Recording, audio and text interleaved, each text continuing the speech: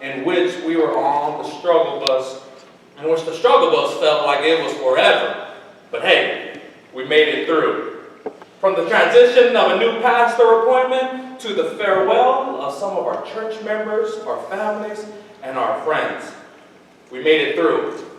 The year 2019 has been monumental for our church in many ways. For those who have helped every Sunday, from reading the scriptures to those who lead the overhead projectors and the AV system. For those who have arranged the decors to be set up around our church, to those who set up and prepare the communion and the coffee hour after the service. To the acolytes, to the Sunday school teachers, to the musical leaders, and many other leaders that are unknown. Yes, we made it through the year. On behalf of God's family, I say thank you. Thank you for your love. Thank you for your dedication. And thank you for sharing your prayers for this family and for this community so that we will be able to make it through the year. Today we also celebrate the ending of another decade.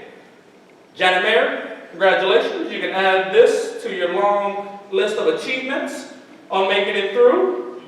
But from natural disasters to devastating events that have inflicted nothing but pain and suffering in our country and around the world, we made it. To the joy and the happiness, such as the Chicago Bulls winning their first World Series in 2016 after a drought of 108 years. Yes, we made it. We've seen presidents come and go. We have seen grandparents and great-grandparents welcome not only new family members, but new friends on their Facebook. Many people throughout the world would have thought that the world would have ended on December 21st, 2012. But we got to see the once-in-a-lifetime total solar eclipse on August 2017. Yes, we made it.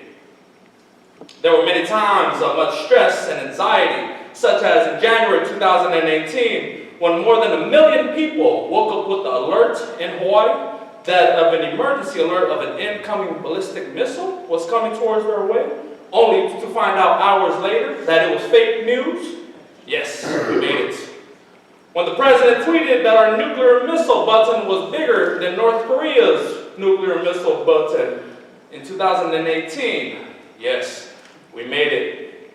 Through all the highs and the low points from this decade, we made it. Now that Advent is done and we have celebrated Christmas, from the joy of Christmas celebration and parties to the love of giving gifts and receiving gifts, to the stress and anxiety of traffic jam for hours, to the hanging of the greens and taking down the lights, making sure that the bundles of lights don't get caught up or jammed together. Yes, we made it. From singing Christmas hymnals and classics to seeing the houses of people dressed in their Christmas season attires, I'm glad to say we have made it through. But now that it's all over with, we are all left with one question. So what now? Families have gone back home. Lights and decorations don't seem so bright anymore. Slowly but surely, we'll be making our way back to our normal routines. But on this day, we are still enjoying the birth of our Savior.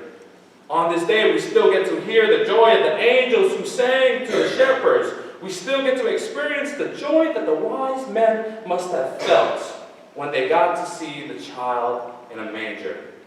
But just as they returned home with their worldview and their life changed, our journey too must continue now that it has changed.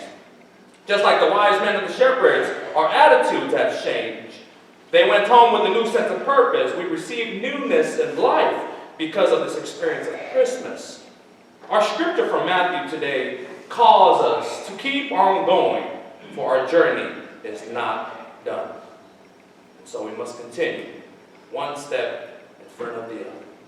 Let us pray. Most gracious and loving Heavenly Father, as we gather here together as a family, as a community, as your body, Christ, speak to us, challenge us, transform our hearts so that we may be able to see you. May the words of our mouth and the meditation of our hearts be pleasing and acceptable to you, O God. Amen. Today our scripture comes from Matthew, gives us another piece of the Christmas story, a piece in which we would rather ignore or deny. The story of Christmas does not end with the birth of the baby in the manger, nor does it end with the wise men bringing forth their gifts. It continues with the story of the flight of Jesus and his parents to Egypt, seeking refuge for safety. This narrative implicates the important message, but Matthew calls us to focus on the obedience of Mary and Joseph. Just when things were supposed to be going back to normal, just when things were supposed to be joyful, the harsh reality settled in.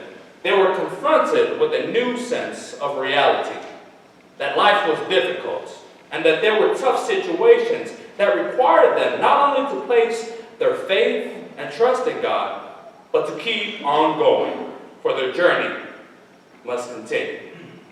Harsh realities are something we all endure in life. I would be surprised if no one this year faced a difficult time that they had faced with. Imagine the roller coaster Joseph must have been on.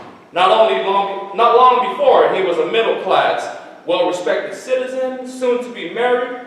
Now, a few weeks later, he's a fugitive on the run from the King Herod and his soldiers. In between, we have a wedding. In between, we have the birth of a baby. In between, we have the visit of the wise men offering their odd gifts and a visit from an angel. Now imagine Mary, who was devoted, respected in her community, faithful to God, and woman many people adored. She was told that she would bear a child who is the Messiah, which should bring much joy of anticipation and delight to her. But rather than giving birth in a 5-star location, she gives birth in the stable. She's giving birth right next to a manger where there's donkeys and where there's horses. Just like our lives, both Mary and Joseph have experienced times of happiness, but now they are experiencing times of struggle. They are experiencing trials, and they do not seem to catch a break, especially now that they are fleeing for their safety. But God is with us every step of the way. This is the reminder that they were needing. That every time, even when it's hard, this was the reminder that Joseph and Mary had to keep telling themselves that God is with us. An angel had appeared for the second time, directing Joseph and his family to flee to Egypt. It was through there until they had to wait until King Herod dies. It was not unusual for Israelites to seek refuge in Egypt, especially when life became difficult elsewhere. You see, it was not unusual for them to seek refuge, and it was at this place where they would know to find safety. Immigrant families continue to travel to find comfort and safety in times of worry and trouble. Just like Mary and Joseph, they love their home and want to return, but because they do not feel safe, they have to travel somewhere else to find that safety. No matter the cost or the distance, when families feel that their safety is in jeopardy, they will risk it all. The journey from Jerusalem to Egypt took over 150 miles for Mary and Joseph. And so for many, this was long. But for them, they would risk it all to find safety. And so they walked and walked, wandering and questioning about their future. Can you imagine having that long of a walk and always having to check over your shoulder whether there was people trying to kill you? Yet they walked, 1 foot at a time. Every step they walked knowing that they were walking with God right beside them. In the middle of our text today, King Herod exemplifies what hate looks like. King Herod is the reason why Mary and Joseph could not go home. King Herod had a mission not only to find this child, but to destroy. He could not face the fact that the King of Kings was now born. He could not settle with him, that knowing that this child would bring life and light into this world. King Herod was so full of hate and evil that he sent and killed the children around Bethlehem who were 2 years old or younger. This is what jealousy looks like. This is what self-praise looks like. This is a man who was lustful. This is a man who had power and with ignorance. This is what greed looked like.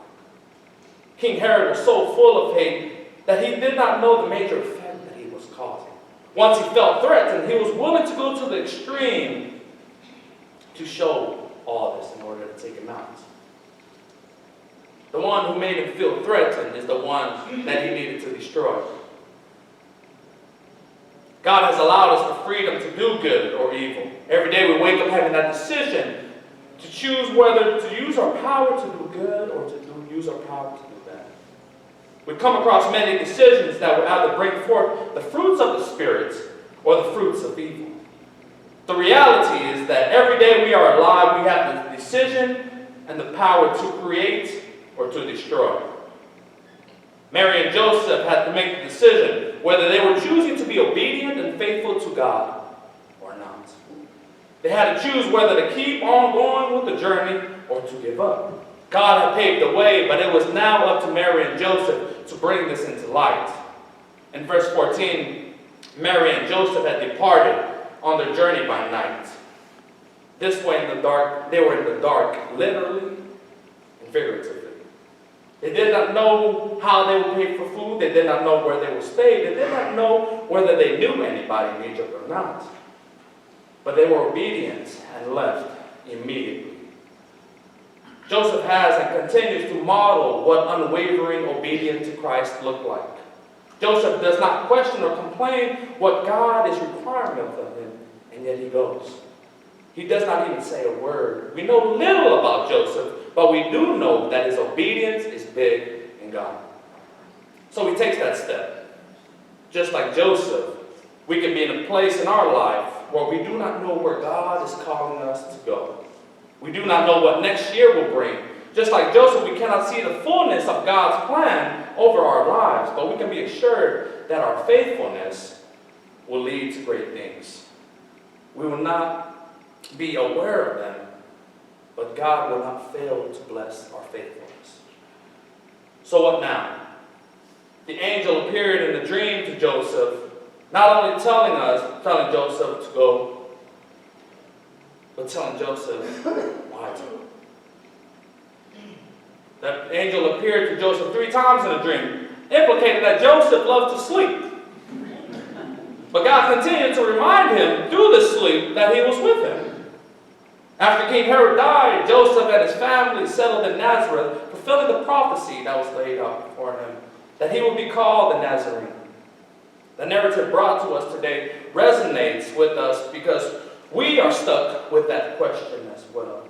We do not know what next year brings, let alone what the next decade brings. We can think of many situations we are in now where we cannot see the light at the end of the tunnel, or whether it is even possible. We find ourselves in circumstances where faith may seem unreasonable, for our situations may be too big.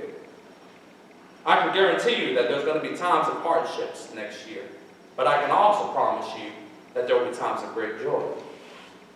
God reminds us that He is with us no matter where we are, no matter where we go. God is with us.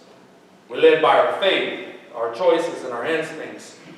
We live knowing that the decisions we make are to be guided in obedience to what God calls for us. God is present in the times of distress.